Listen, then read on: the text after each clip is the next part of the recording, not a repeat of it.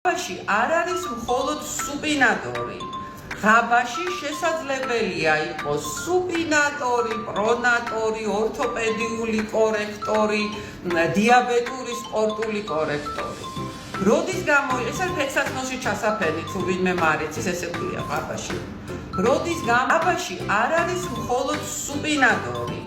ღაბაში შესაძლებელია იყოს სუპინატორი, პრონატორი, ორთოპედიული კორექტორი, დიაბეტური სპორტული კორექტორი.